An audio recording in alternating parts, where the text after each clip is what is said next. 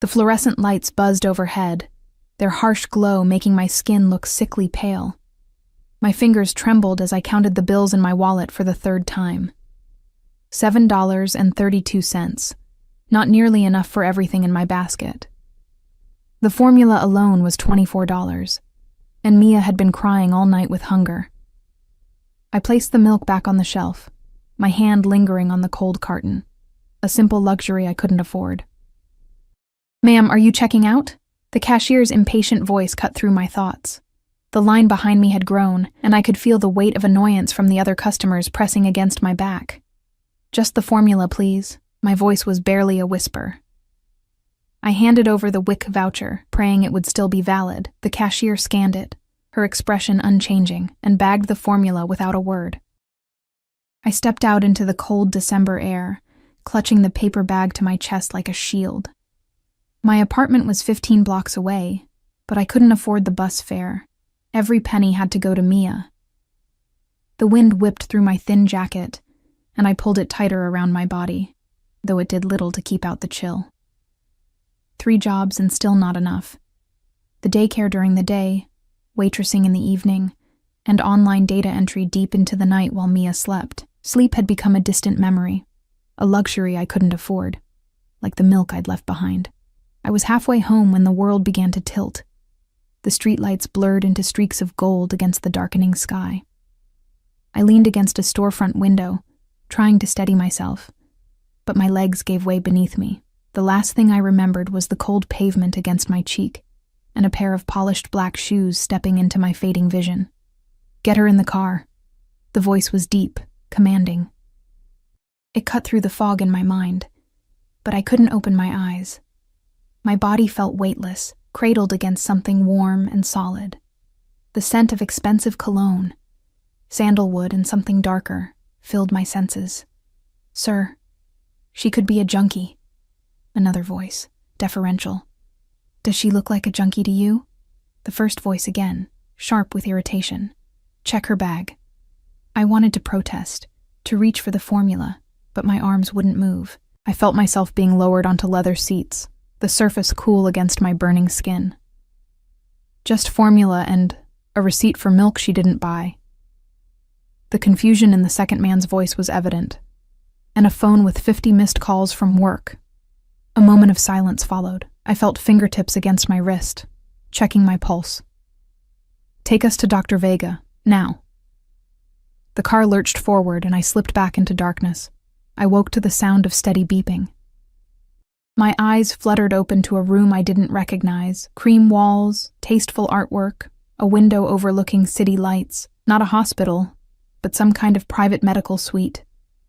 An IV was attached to my arm, the clear liquid dripping steadily.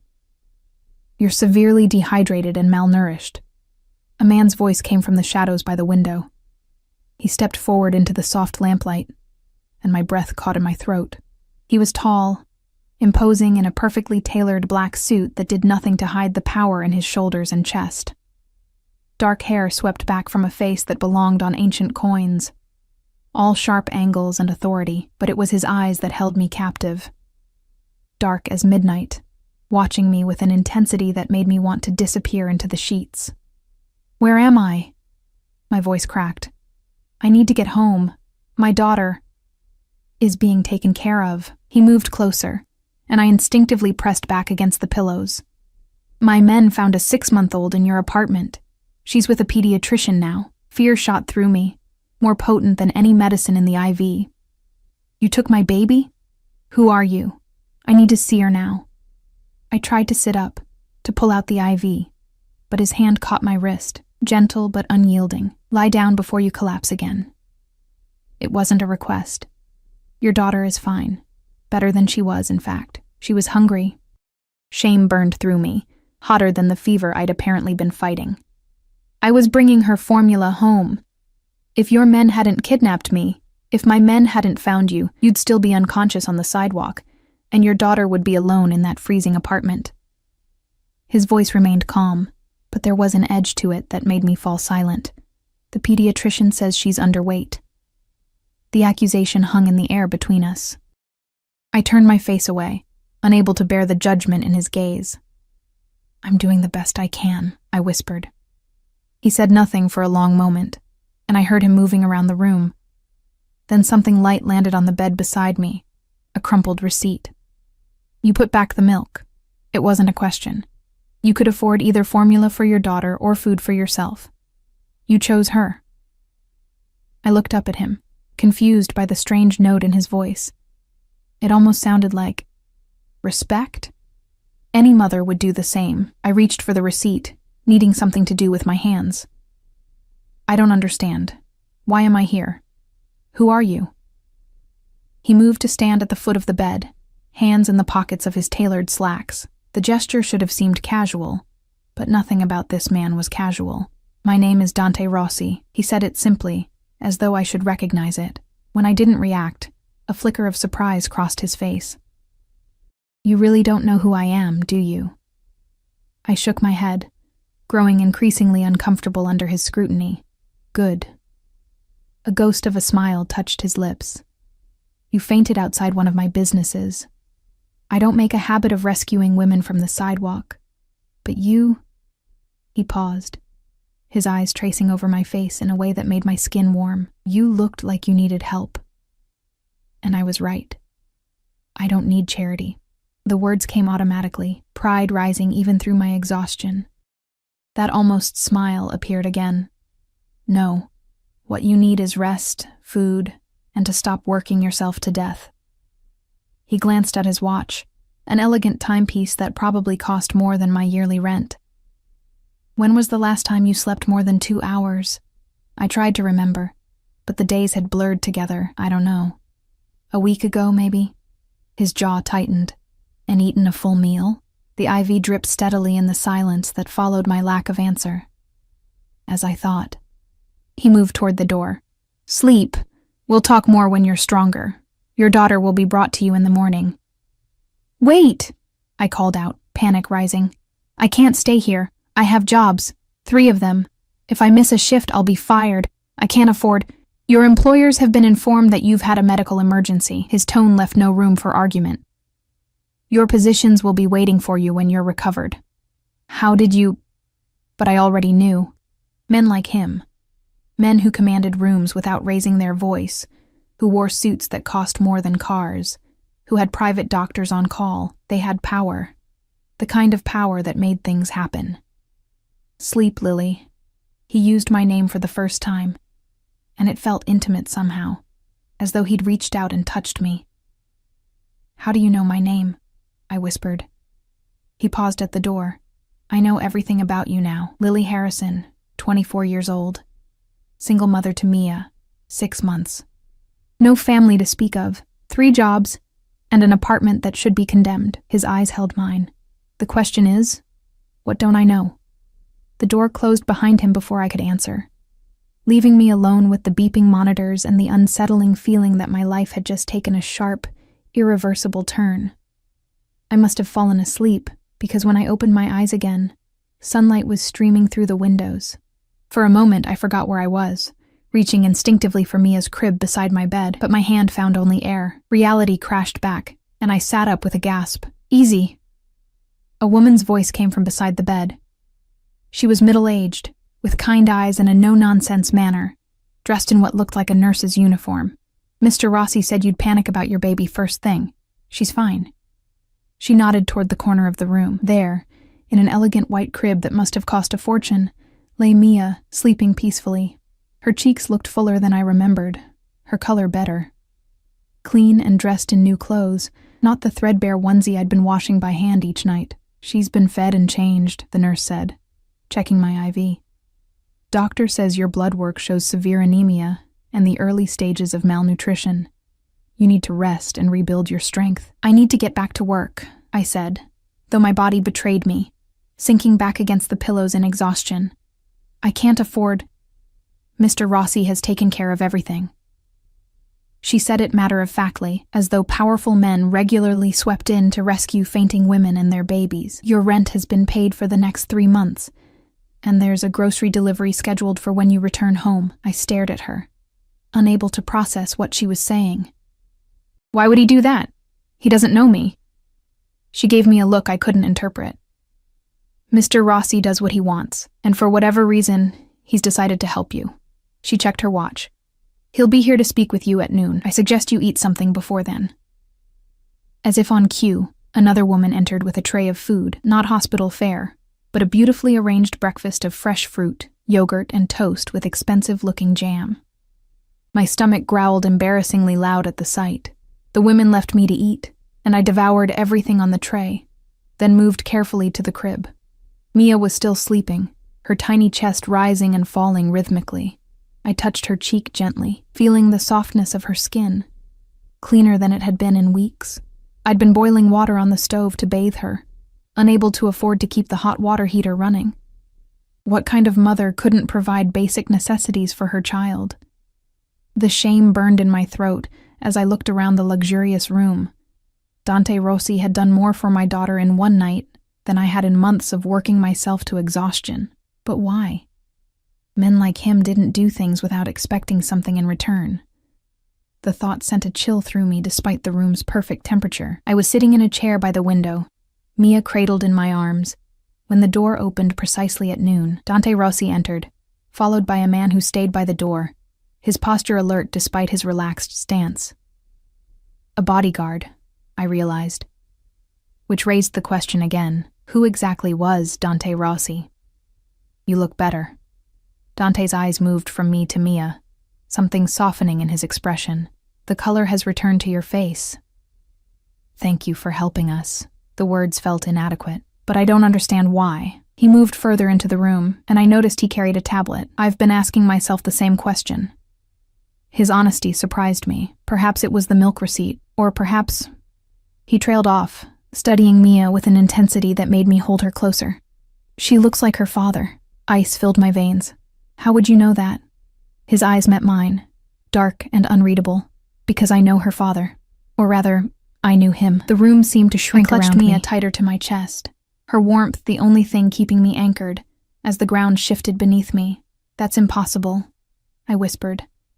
But even as I said it, doubt crept in like a shadow. Jake had been vague about his work, disappearing for days sometimes with little explanation. Who are you, really? Dante Rossi moved to sit in the chair opposite mine, his movements fluid and controlled. The sunlight streaming through the window caught on his signet ring, a stylized R in what looked like platinum. I told you who I am, he said simply. But perhaps what you're really asking is what I do. He leaned forward, elbows on his knees, hands clasped together. I control most of the shipping in and out of this city. Import, export, distribution. I have interests in real estate, nightclubs, construction. His eyes never left mine. Some of my businesses are perfectly legal. Others operate in grayer areas. My throat went dry. You're a criminal. The corner of his mouth twitched. I prefer businessman with flexible interpretations of regulation. He glanced at Mia, who had begun to stir in my arms. Jacob Mercer worked for me. He managed certain financial aspects of my operation. Jake. He was talking about Jake, who had swept into my life like a hurricane, charming and intense, promising me the world, then vanishing just as quickly when I told him I was pregnant. I had tried for months to find him, calling the number he'd given me until it was disconnected, going to the address that turned out to be a vacant lot. Jake never mentioned you, I said, the memories bringing fresh pain. He disappeared 7 months ago, right after I told him about the baby. Something dangerous flashed in Dante's eyes. Jacob disappeared because he stole $2 million from me and tried to flee the country. The words hit me like physical blows. Jake, a thief? It didn't seem possible, but it would explain his sudden wealth toward the end of our relationship. The expensive gifts, the talk of traveling abroad. I don't believe you, I said, but my voice lacked conviction. You don't have to.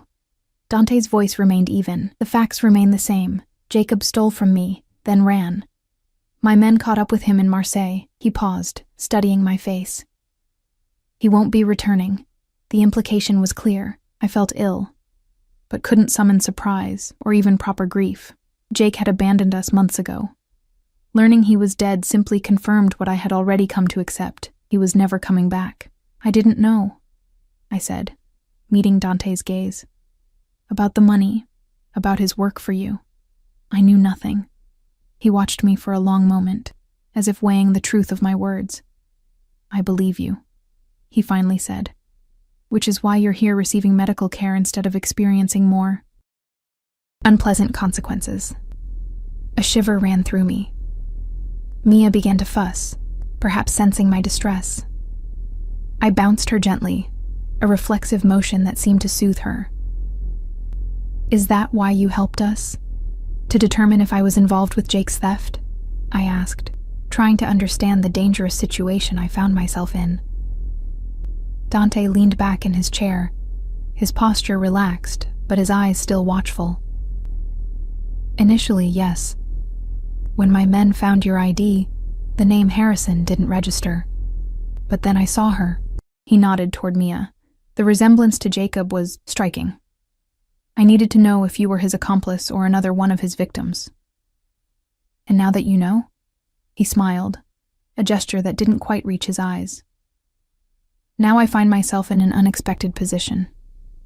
He set the tablet on the table between us, turning it to face me. On the screen was a bank account with my name on it, showing a balance that made my eyes widen. "This is for Mia, a trust fund that will provide for her education and well-being."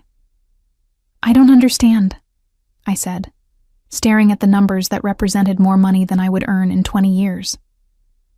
"Jacob stole from me. That debt must be paid." His voice hardened slightly. "But he also abandoned his child. And that is unforgivable." Something personal colored his words, and I wondered briefly about the man behind the power.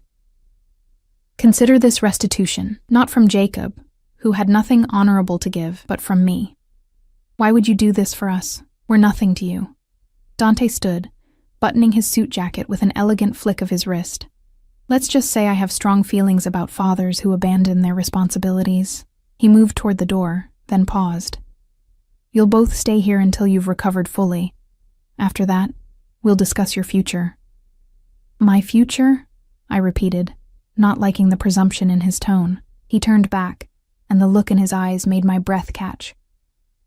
"Did you think this would end with a trust fund and a goodbye? Mia is Jacob's daughter, which makes her my responsibility now." "She's my daughter," I said, steel entering my voice despite my vulnerable position. "And no offense, Mr. Rossi, but I don't want my child anywhere near your world." Instead of anger, amusement flickered across his features. "Brave," he murmured, almost to himself, "but misguided. You're already in my world, Lily. You stepped into it the moment Jacob Mercer took you to dinner." He nodded toward Mia, "and she was born into it." With that, he left the room, the bodyguard following silently behind him. The door closed with a soft click that somehow seemed more final than a slam. I looked down at Mia, now awake and gazing up at me with eyes that, I now realized with a sick feeling, were remarkably similar to Dante Rossi's in color and shape, not Jake's eyes at all. Had there been more to Jake's relationship with the crime boss than simple employment? The questions swirled in my mind, but I pushed them away. Right now, what mattered was protecting Mia and finding a way out of this gilded cage, because that's what this beautiful room was, a cage. And Dante Rossi, for all his apparent generosity, was not a man who did anything without purpose. The next 3 days passed in a strange, dreamlike state. I was moved to a larger suite with a proper bedroom for Mia and myself, a sitting area, and even a small kitchen, though all our meals were delivered by silent, efficient staff. Dr. Vega visited daily, checking my recovery and Mia's development. The nurse, whose name I learned was Elena, stayed close, helping with Mia and ensuring I ate properly and rested. I didn't see Dante again during this time, but his presence permeated everything, from the expensive baby clothes that appeared for Mia to the books on the shelves that somehow matched my reading preferences. He was watching, learning, without being physically present. On the 4th day, as I sat by the window watching the city lights come on at dusk, Elena entered with a garment bag. "Mr. Rossi requests your company for dinner," she said, hanging the bag on a hook by the closet. "He'll be here at 7. I stared at her, then at the bag. "And if I refuse?" She gave me a look that was almost pitying. "No one refuses, Mr. Rossi." especially not when they're living under his roof. The words hit home. I was entirely dependent on this man I barely knew, this criminal who spoke of responsibility and obligation with the conviction of scripture. With reluctance, I unzipped the bag to find a simple but elegant black dress, exactly my size. Beside it hung a cashmere shawl in deep burgundy, no jewelry. He hadn't presumed that far, but the message was clear. I was expected to play my part in whatever game he was orchestrating. At precisely 7, a knock came at the door. I had put on the dress, arranged my hair as best I could, and even applied a touch of the makeup that had appeared in the bathroom that morning. Mia was fed and sleeping soundly in her crib, with Elena promising to watch over her. I opened the door to find Dante standing there, impeccable in a charcoal suit and crisp white shirt, open at the collar. No tie. This was casual for him, I realized. "You look well," he said, his eyes moving over me in an appraising glance that wasn't quite clinical, but not quite personal either. "The dress suits you." "Thank you for the clothes," I said stiffly, though I don't understand why we need to have dinner together. "Because we have matters to discuss, and I prefer to do business over good food and wine." He offered his arm. "Shall we?" I hesitated before placing my hand lightly on his sleeve, feeling the expensive fabric and the solid strength of the arm beneath. We walked in silence down a corridor I hadn't been allowed to explore before, past doors guarded by men who nodded respectfully as Dante passed. The building, I was starting to realize, was some sort of private residence or headquarters, with the medical suite just one small part of it. We emerged into a vast open space, a penthouse living area with floor-to-ceiling windows overlooking the entire city. The lights stretched to the horizon, a carpet of diamonds under the night sky. In the center of the room stood a dining table set for 2, candles already lit, wine breathing in crystal decanters. "You live here?" I couldn't keep the awe from my voice. "One of my residences," he said casually, leading me to the table. "I prefer to keep moving. It's safer." He held my chair for me, an old-world courtesy that seemed at odds with his criminal enterprise. A waiter appeared from nowhere to pour wine and serve the first course, something delicate involving seafood that I was too nervous to fully appreciate. "You said we had business to discuss," I prompted, after we'd eaten in silence for several minutes. The wine was making me bold, or perhaps it was the growing certainty that if Dante had meant me harm, he would have acted already. He set down his fork and regarded me thoughtfully. "I've been making arrangements," he said. "A new apartment for you and Mia, in a building I own. 3 bedrooms, doorman, security. It's in a good school district." I blinked, trying to process this. "That's generous, but unnecessary. I can't afford a place like that. You won't be paying rent, and you won't be returning to any of your previous jobs." Anger flared. "You can't decide that for me. I won't be kept." Something like approval flickered in his eyes. "I'm not suggesting you become my mistress, if that's your concern. I'm offering you a position within my legitimate businesses, executive assistant at my real estate firm. The salary is substantial, the hours regular, and there's an on-site daycare for Mia." I stared at him, speechless. "Why would you do this?" He took a sip of wine, his eyes never leaving mine over the rim of the glass. "I told you.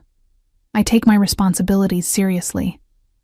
"I'm not your responsibility," I insisted. "No," he agreed. "But Mia is.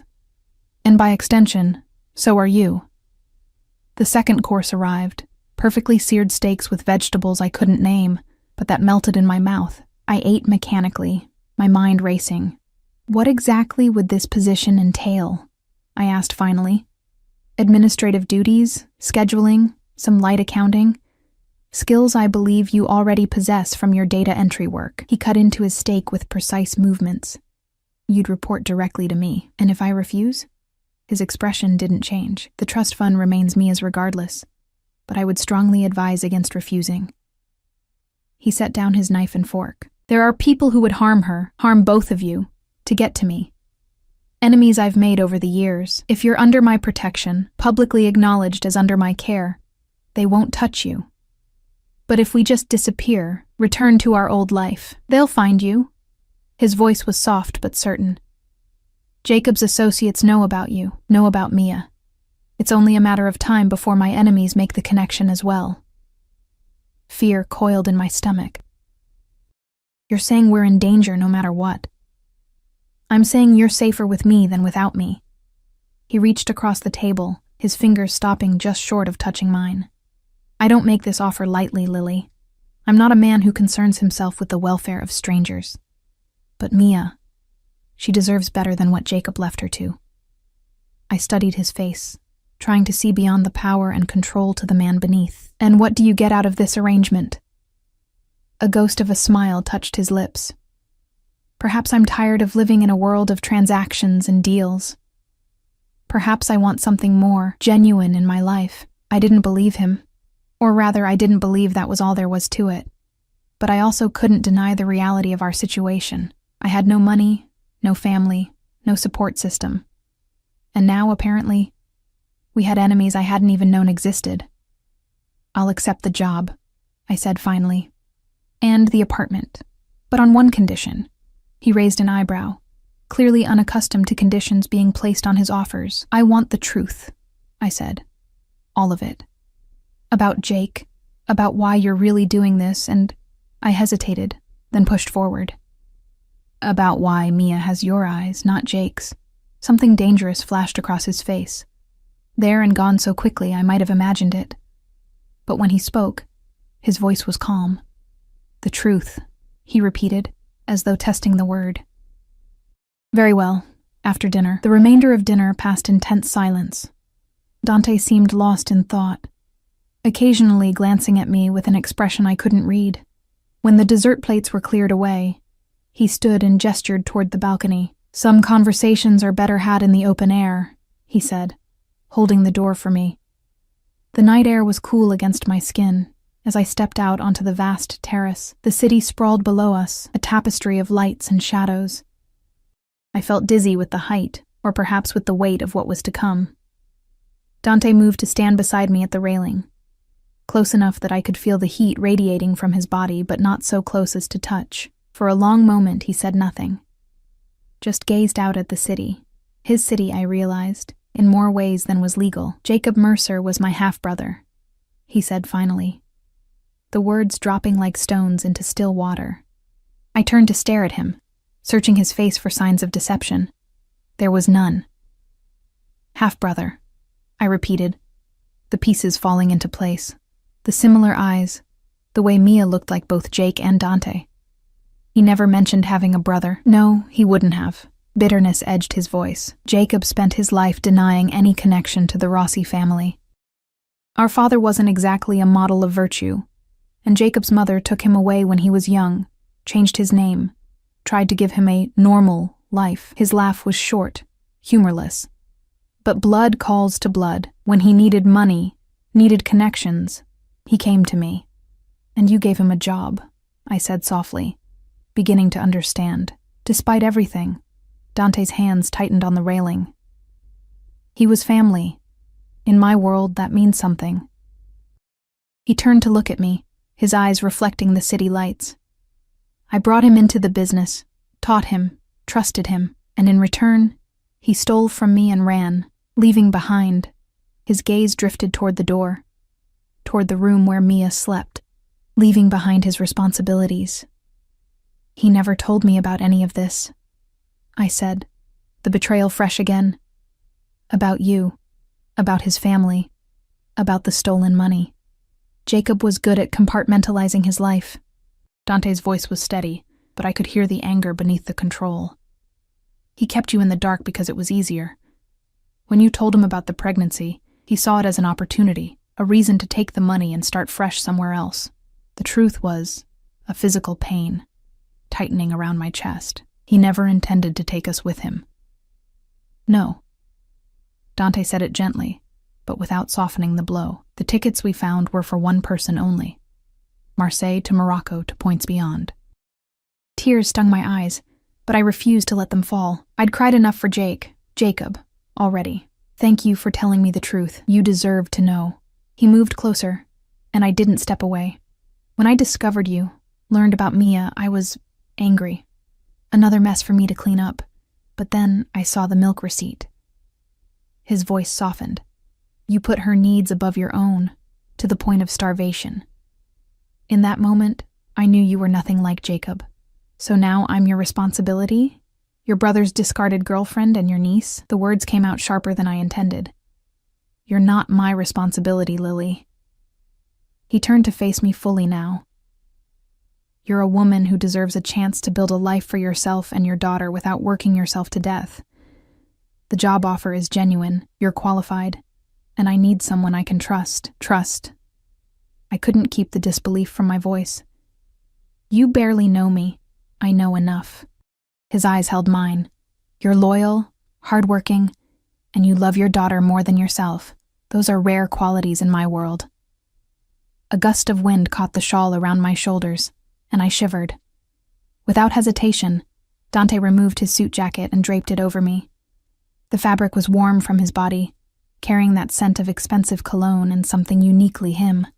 So, where do we go from here? I asked, wrapping the jacket tighter around me. You and Mia move into the apartment I've prepared. You start work on Monday. We establish a routine, a normal life, as normal as possible given the circumstances. He leaned against the railing, studying my face, and I get to know my niece. There it was, the heart of the matter. Mia, his blood, his family. I was just the gateway to her. And what happens when she gets older? I asked. Will you tell her what you do? Introduce her to your criminal empire? His jaw tightened. My business interests are more complex than you understand. I understand enough to know I don't want my daughter growing up around violence and illegal activities. Is that what you think her life with me would be? Guns and gangsters. He shook his head. I'm not the character from a movie, Lily.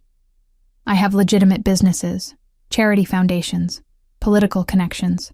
Mia would see that side of my life, the respectable side. She would want for nothing. Except a father who can walk down the street without bodyguards, I said quietly. Pain flickered across his face, so brief I almost missed it. Jacob made his choice. He won't be coming back to claim his place in her life. The finality in his voice sent a chill through me. I had known, intellectually, that Jake was dead, but hearing the certainty in Dante's voice made it real in a way it hadn't been before. Did you... I couldn't finish the question. Dante's eyes were unreadable. Let's just say justice was served. I looked away, out at the city lights, trying to process everything. Jacob, was gone. He had betrayed both Dante and me, leaving behind a tangled web of consequences that now ensnared me and Mia. And Dante, this powerful, dangerous man, was offering us safety, security, and a place in his world. I won't lie to you, he said, breaking into my thoughts. My world can be dangerous, but I protect what's mine, and I do it better than anyone. No harm would come to either of you while I draw breath. The possessiveness in his voice should have frightened me. Instead, it sent a different kind of shiver through my body, one that had nothing to do with fear. I need time, I said. To think. To adjust to all of this. He nodded, unsurprised. Of course. But don't take too long. The apartment is ready, and the position needs to be filled. He checked his watch. It's getting late. I should take you back to your suite. As we walked back through the penthouse, I became acutely aware of the silence, of the staff that had melted away, leaving us alone. Dante moved with a predator's grace beside me, and I found myself wondering what it would be like to be truly his. Not just an employee or his niece's mother, but something more. The thought shocked me. It was too soon after Jake, too complicated, too dangerous. And yet, I couldn't deny the pull I felt toward this man who had saved us, who offered protection and truth when I'd had nothing but lies and struggle. We reached the door to my suite, and I shrugged off his jacket, handing it back to him. Our fingers brushed in the exchange, and the contact sent electricity up my arm. Thank you for dinner, I said, trying to sound normal despite the chaos in my mind. And for the truth. He draped the jacket over his arm, his eyes never leaving mine. I'll have Elena bring the paperwork for the apartment and job tomorrow. Take the day to read it, consider it. If you accept, you can move in this weekend. I nodded, my hand on the doorknob. "Good night, Dante." A flash of surprise crossed his face at the use of his first name, followed by something warmer. "Good night, Lily." He reached out, his fingers hovering near my cheek as if he might touch me, then dropped his hand. "Sleep well." I slipped inside the suite, closing the door behind me. Elena looked up from where she sat reading beside Mia's crib. "Everything all right?" she asked, noting my flushed cheeks. "Fine," I said, moving to check on Mia. "Everything's fine." But as I watched my daughter sleep, her tiny face so peaceful, I wondered if anything would ever be truly fine again. We were stepping into a new world, Dante's world, with all its protection and its dangers.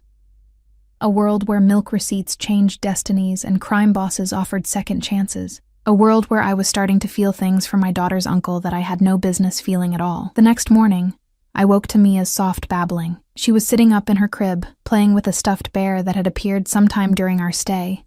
Another gift from her uncle, no doubt. I watched her for a moment, her innocent joy untouched by the complications that swirled around her tiny existence. "What are we going to do, little one?" I whispered, lifting her into my arms. She smiled up at me, reaching for my face with perfect trust. In that moment, I knew my decision was already made. Whatever it took to give her stability, security, a future, I would do it, even if it meant entering Dante Rossi's world. Elena arrived an hour later with breakfast and a sleek leather portfolio. "The contracts," she said, placing it on the coffee table. "Mr. Rossi says to take your time reviewing them. There's also information about the apartment and the job description." I nodded, bouncing Mia on my hip.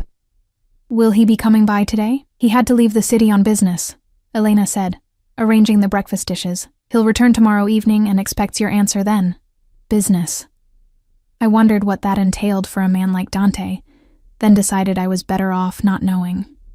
After Elena left, I settled on the couch with the portfolio while Mia played on a blanket beside me. The employment contract was surprisingly straightforward: a generous salary, health benefits, retirement plan, flexible hours to accommodate childcare. Nothing hidden in the fine print, no clauses binding me to anything beyond standard executive assistant duties. The apartment lease was equally clean. 3 bedrooms in a luxury building downtown. Utilities included, no rent specified. A gift, not a loan. The school district information showed top-rated institutions from preschool through high school. It was all too perfect, too generous. There had to be a catch, something I was missing. And yet, as I flipped through the building brochure, with its pictures of the rooftop garden and children's playroom, I couldn't help imagining Mia growing up there. Safe, comfortable, with opportunities I could never have provided on my own. I spent the day alternating between caring for Mia and rereading the contracts, searching for hidden meanings or traps. By evening, I had to admit there were none, or at least, none on paper. The real complications lay in the unwritten agreement, accepting Dante Rossi into our lives, acknowledging him as Mia's uncle and protector, navigating the dangerous waters of his world. That night, I dreamed of Dante, not as the powerful crime boss, but as a man, his hands gentle on my skin, his voice soft in my ear, his body pressing mine into silk sheets. I woke gasping, tangled in the bed covers, my heart racing and my cheeks burning with shame. He was Jake's brother, my daughter's uncle, my potential employer. The last thing I should be doing was dreaming of him that way. But as I lay in the darkness, listening to Mia's soft breathing from her crib, I couldn't deny the attraction I felt toward him. It wasn't just gratitude or the security he offered. There was something about Dante himself. His intensity, his honor-bound approach to family, the glimpses of vulnerability beneath his controlled exterior. The next day dragged endlessly as I waited for his return. Elena brought meals, checked on Mia, but offered no information about when Dante might arrive. I found myself repeatedly smoothing my hair, glancing at the door, ridiculous behaviors I hadn't exhibited since high school. Finally, as the city lights began to twinkle outside the windows, a knock came at the door. I took a deep breath, squared my shoulders, and opened it. Dante stood there, still in his traveling clothes, dark jeans and a black cashmere sweater that made him look younger, more approachable. His eyes moved over my face, searching. "May I come in?" I stepped aside, suddenly aware of my simple leggings and oversized sweater. Practical clothes for caring for a baby, but hardly impressive. He entered, his presence immediately filling the room. His gaze landed on Mia, who was sitting in her bouncer, and softened visibly. "She's grown, even in these few days," he said, moving toward her. "Babies do that," I replied, watching as he crouched beside the bouncer. Mia looked up at him curiously, then offered a gummy smile. "She's not afraid of me," he murmured, almost to himself. "Should she be?" I asked quietly. He looked up, his eyes serious. "Many people are, but never her. Never you." He straightened, turning to face me fully. "Have you made your decision?" I nodded, suddenly nervous despite having rehearsed this conversation in my mind all day. "I'll take the job. And the apartment." Relief flickered across his features, quickly masked. "Good. We can move you in tomorrow." "There are conditions," I said, lifting my chin. A hint of amusement touched his mouth. "I thought there might be. I want to keep my relationship with you professional at the office. No one should know I'm living in your building or that Mia is your niece. I don't want special treatment or rumors." He considered this, then nodded. "Reasonable. What else? I want your promise that you'll never involve Mia in anything illegal. Ever. No matter how old she gets, no matter what happens, she stays clean." His expression hardened slightly. "Do you think I would corrupt my own niece?" "I don't know you well enough to know what you would or wouldn't do," I said honestly. "I'm just making my boundaries clear." He studied me for a long moment, then gave a short nod. "Agreed. Mia will never be involved in any illegal activities. She'll have every legitimate opportunity I can provide." I took a deep breath, preparing for the last and most difficult condition. "And finally, our relationship stays strictly professional. No complications." His eyebrows rose slightly. "Complications?" Heat crept into my cheeks. "You know what I mean. No romantic entanglement. It would be too messy." Something flickered in his eyes. Disappointment? Amusement? Challenge? I couldn't tell. "If that's what you want," he said finally, his voice neutral. "It's what's best," I insisted, as much to myself as to him. "For Mia, for the job, for everything." He inclined his head in acknowledgement, though I had the unsettling feeling he was simply allowing me this illusion of control. "Then we have a deal. Be ready at 9 tomorrow. I'll send a car." As he turned to leave, his hand brushed mine, the contact brief but electric. He paused, looking down at our hands, then back to my face.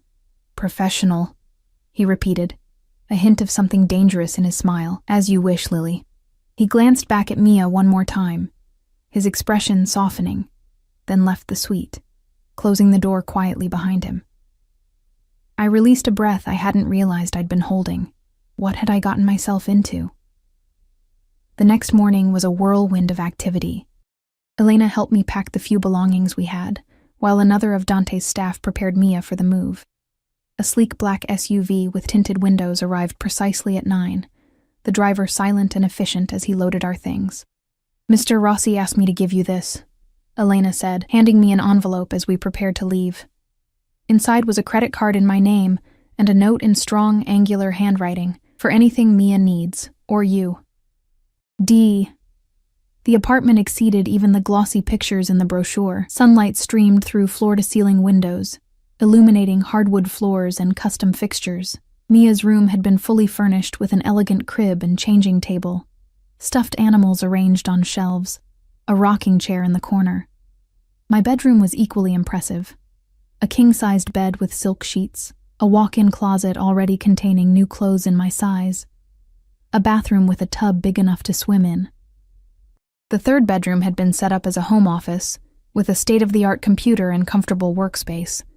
On the desk lay a new phone and another note. "Secure line. My number is programmed in. Call if you need anything. D." I wandered through the apartment in a daze, Mia in my arms, trying to reconcile this luxury with the freezing one-room apartment we'd left behind just a week ago. It felt like a dream, or a movie, The kind where the poor girl gets swept away by a rich man and lives happily ever after. Except this rich man was a crime boss. And I'd explicitly ruled out any romantic involvement. The doorbell rang, startling me from my thoughts. I opened it to find a young woman with a warm smile and professional attire. "Ms. Harrison, I'm Sophie, the nanny Mr. Rossi arranged. I'm here to help you settle in and discuss Mia's schedule."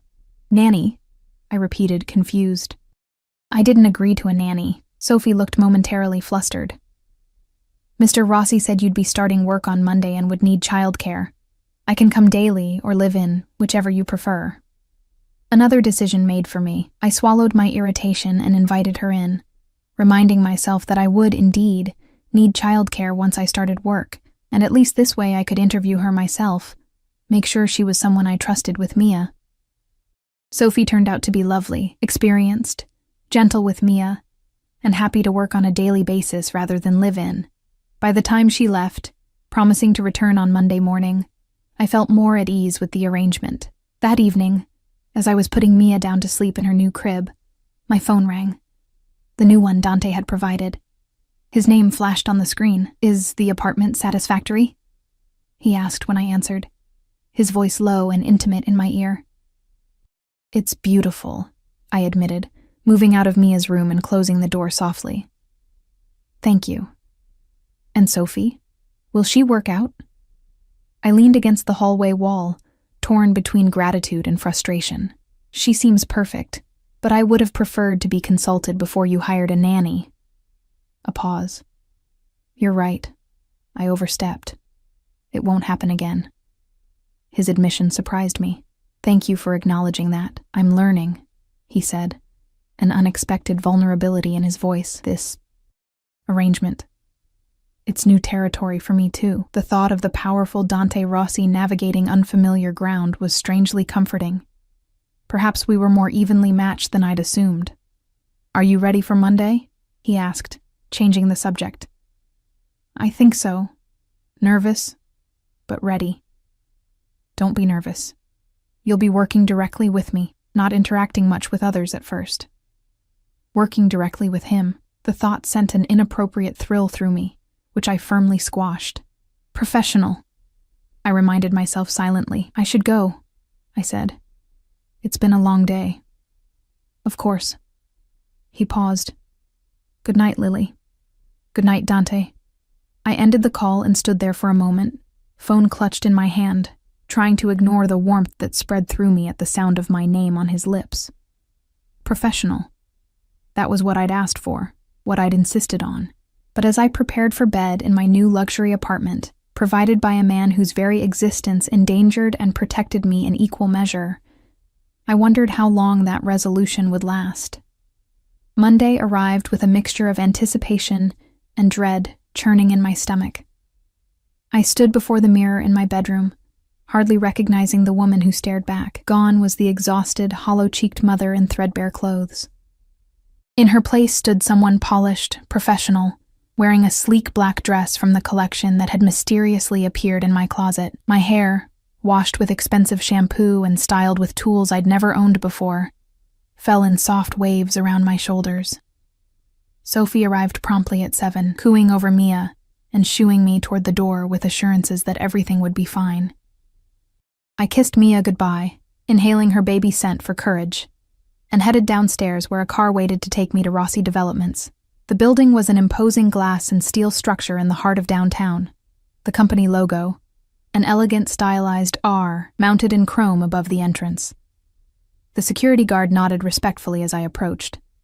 "Ms. Harrison, Mr. Rossi is expecting you. 18th floor."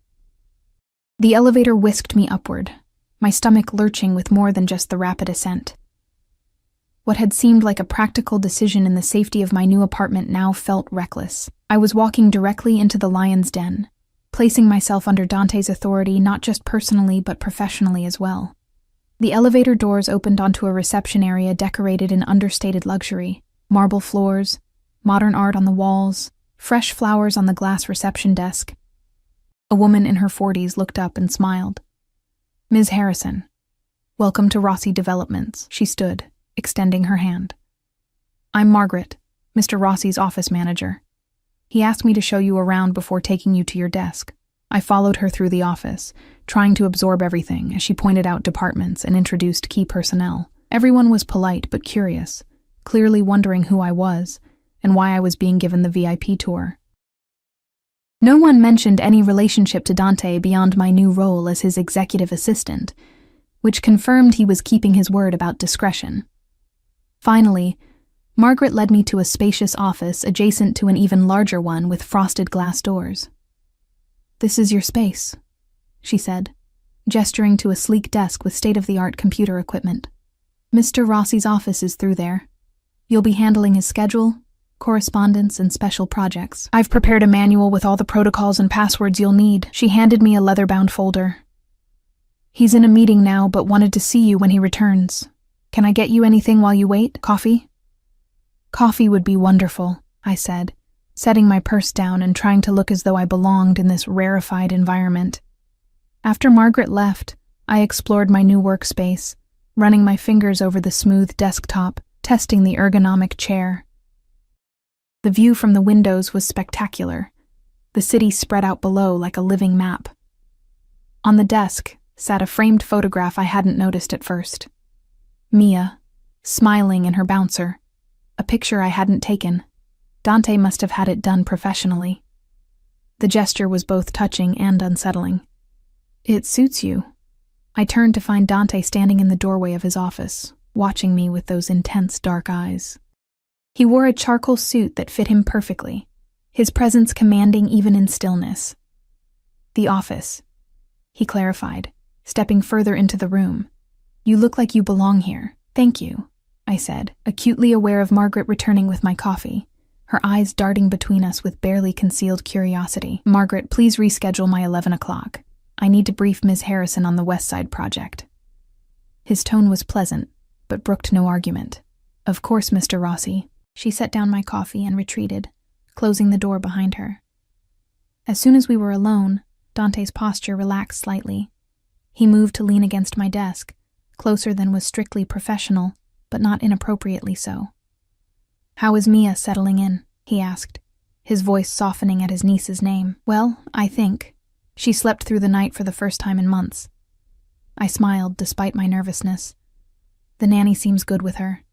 Sophie comes highly recommended." "She's worked for several of my associates with young children." He studied my face. "And how are you settling in?" I took a breath, determined to establish a professional tone. "It's all a bit overwhelming, but I'm adapting. I appreciate the opportunity, Mr. Rossi." A flicker of amusement crossed his features at the formal address. "Mr. Rossi is fine for the office. Now let me show you what you'll be working on." The rest of the morning passed in a whirlwind of information: projects, clients, filing systems, security protocols. Dante was a thorough but patient instructor, and I found myself genuinely interested in the work. Rossi Developments, it turned out, was involved in several community revitalization projects, turning abandoned buildings into affordable housing and community centers. "This isn't what I expected," I admitted, as we reviewed plans for a shelter for abused women and children. Dante's expression was unreadable. "What did you expect? Drug money laundering and criminal enterprises?" I flushed. "Something like that, yes." He leaned back in his chair, watching me. "My other businesses are kept separate from this one. Rossi Developments is entirely legitimate, with real positive impacts on the community. The work you do here will be something you can be proud of." The sincerity in his voice caught me off guard. "Thank you," I said softly. "That matters to me." Our eyes held for a moment too long, and I looked away first, focusing on the papers before me. "So, about these zoning permits." The week fell into a pattern. I arrived at work by 8, diving into Dante's complicated schedule and the myriad details of his legitimate business empire. He was, I discovered, a demanding but fair boss, expecting excellence but quick to acknowledge good work. We maintained a professional distance at the office, though I felt his eyes on me more often than not, especially when he thought I wasn't looking. In the evenings, I returned home to Mia, relieved to find her thriving under Sophie's care. We settled into a routine: bath time, stories, cuddles before bed. I'd sit in the rocking chair in her room, watching her sleep, marveling at how much our lives had changed in such a short time. Sometimes my phone would ring after Mia was asleep. Dante, checking in, asking about my day, about Mia. Our conversations were brief, proper, but I found myself looking forward to them, to the rare moments when his careful control would slip, and I'd hear genuine warmth in his voice. By Friday evening, I was exhausted, but strangely satisfied. I had just put Mia to bed when a knock came at the door. I opened it to find Dante standing there, his tie loosened, a bottle of wine in one hand. "I hope I'm not intruding," he said, his eyes moving over my face, taking in my comfortable leggings and oversized sweater. "I thought we should celebrate your first week." I hesitated, then stepped back to let him in. "Mia just went down for the night. I won't stay long." He moved to the kitchen, familiar with the layout, and began opening drawers until he found a corkscrew. "You did well this week. The Henderson contract especially. You caught details my legal team missed." "Thank you."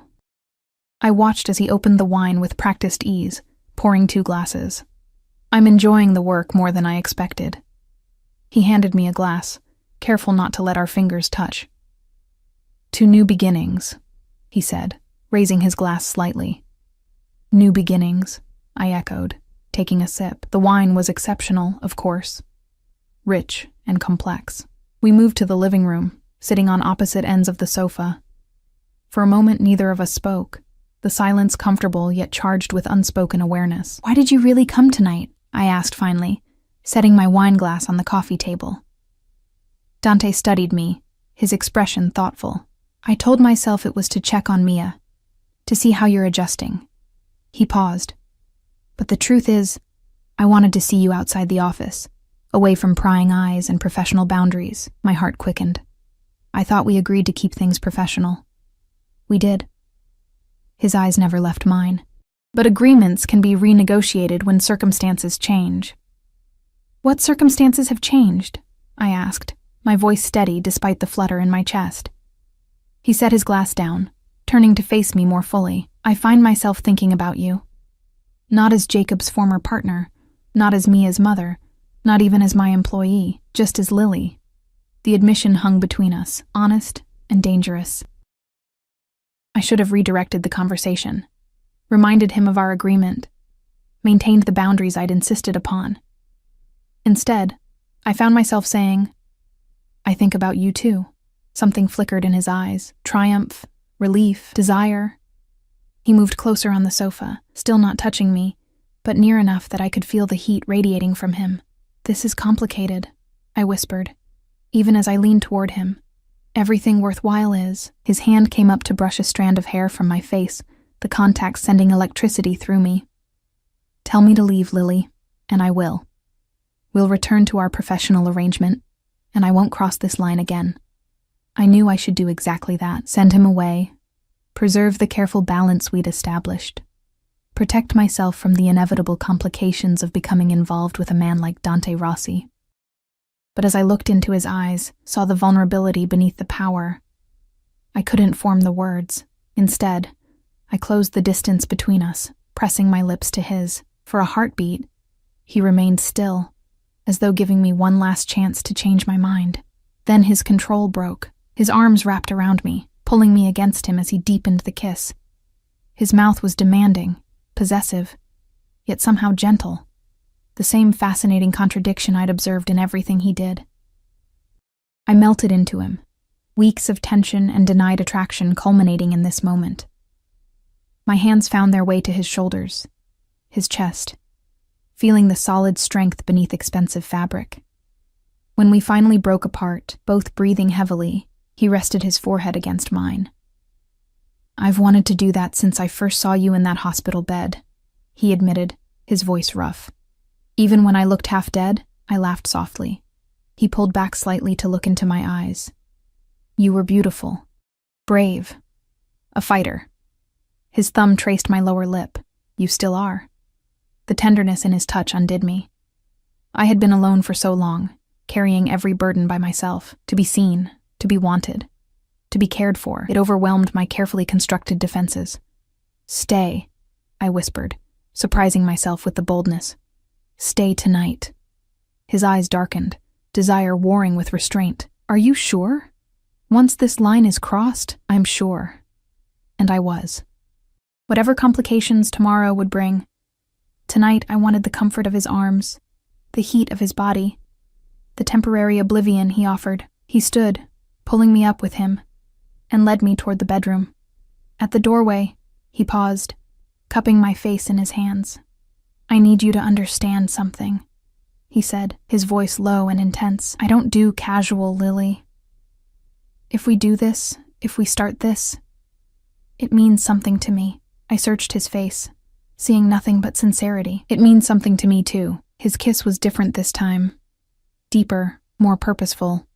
He lifted me as though I weighed nothing, carrying me to the bed and laying me down with unexpected gentleness. As he loosened his tie and began unbuttoning his shirt, I was struck by the trust implicit in what we were doing. This man, who lived in a world of violence and power, was allowing himself to be vulnerable with me. What followed was nothing like my dream, yet somehow better. Dante was passionate but patient, his hands and mouth exploring every inch of me with reverent attention. He whispered Italian endearments against my skin, words I didn't understand, but whose meaning was clear in his touch. When we finally came together, it was with an intensity that left me breathless, clinging to him as though he were the only solid thing in a world turned liquid with pleasure. Afterward, he held me against his chest, his heartbeat strong and steady beneath my ear. His fingers traced idle patterns on my back, and I felt more peaceful than I had in months, perhaps years. What happens now? I murmured, not wanting to break the moment but needing to know where we stood. He pressed a kiss to the top of my head. Now we sleep. Tomorrow we figure out the rest. That simple? I smiled against his skin. Nothing about this is simple, cara mia. His arms tightened around me, but we'll make it work. I protect what's mine. The possessiveness should have alarmed me. But instead, it felt like a promise. A shelter in a world that had shown me little kindness until now. I fell asleep in his arms, more secure than I'd felt since childhood. The sound of Mia's crying woke me before dawn. I slipped from Dante's embrace, pulled on a robe, and padded to her room. She was standing in her crib, tears streaking her chubby cheeks, arms reaching for me. "Shh, baby girl," I murmured, lifting her up and rocking her gently. "Mama's here." I changed her diaper and settled into the rocking chair to feed her a bottle. As she drank, her eyes began to drift closed again. Her tiny hand curled around my finger. "You're good with her." I looked up to find Dante standing in the doorway, wearing only his pants from the night before. In the soft glow of the nightlight, the scars on his torso were visible, markers of a violent life I was only beginning to understand. "She makes it easy," I said softly. "She trusts completely." He moved into the room, crouching beside the chair to look at his niece's peaceful face. "She looks like my mother," he said, his voice barely audible. Around the eyes, I studied his face, seeing grief and something else. A longing so profound it made my chest ache. "Would you like to hold her?" Surprise flickered across his features, followed by uncertainty, an expression I'd never thought to see on his confident face. "I don't know how." "It's easy." I shifted Mia, who was now asleep, into his arms, showing him how to support her head, just like that. He held her with exquisite care, his powerful hands gentle as they cradled her tiny body. Something transformed in his face as he looked down at her, a softening, a vulnerability that made him look younger. "She's perfect," he whispered, and I saw him blink rapidly, emotion threatening to overwhelm his control. In that moment, watching this dangerous, powerful man hold my daughter with such tenderness, I realized that there was no going back. Dante Rossi had entered our lives, not just as a protector or provider, but as something more, a presence that would shape our future in ways I couldn't yet imagine. 6 months later, I stood at the window of our new home, a secluded estate outside the city, with gardens for Mia to play in, and security systems that made it a virtual fortress. Dante had insisted on the move after an incident at Rossi Developments, where a rival organization had attempted to gain access to the building. No one had been hurt, but the threat had been enough to convince me that more protection was necessary. Mia, now a year old, sat on a blanket on the lawn, giggling as Dante helped her stack blocks. He came to the gardens every evening when he returned home, spending time with his niece before dinner. She adored him, reaching for him with excited squeals whenever he entered a room. As I watched them together, I felt a contentment I never thought possible. Our relationship had evolved, deepened beyond what I'd imagined that first night. Dante was still the powerful, dangerous man who commanded an empire from the shadows, but he was also the man who read bedtime stories to Mia, who brought me coffee in bed each morning, who listened to my ideas for Rossi Development's community projects with genuine respect. The road hadn't been smooth. There had been adjustments, arguments, moments when our worlds seemed too different to reconcile. But through it all, one truth remained constant. Dante Rossi kept his promises. He had protected us, provided for us, and kept his criminal activities entirely separate from our home life. And he had loved us, in his own intense, all-encompassing way. I stepped outside, moving across the lawn toward my family. Dante looked up, his face transforming with the smile he reserved only for us. Mia followed his gaze and beamed, holding up her arms for me. "Mama!" I scooped her up, pressing a kiss to her curls, then leaned down to kiss Dante as well. His hand came up to cup my face, his eyes warm as they met mine. "Happy?" he asked softly, the question he posed each evening, as though checking a vital sign. "Happy," I confirmed, and meant it. Life with Dante Rossi wasn't what I'd ever imagined for myself. It came with complications, compromises, and occasional fear, but it also brought security, passion, and a love so fierce it sometimes took my breath away, all because of a milk receipt found by the right man at the right moment. All because I had chosen to put my daughter first, even when I had nothing left to give. All because Dante Rossi, for all his power and danger, had the capacity to recognize sacrifice, to honor loyalty, and to love with the same intensity with which he did everything else in his life. And in that love, Mia and I had found our home.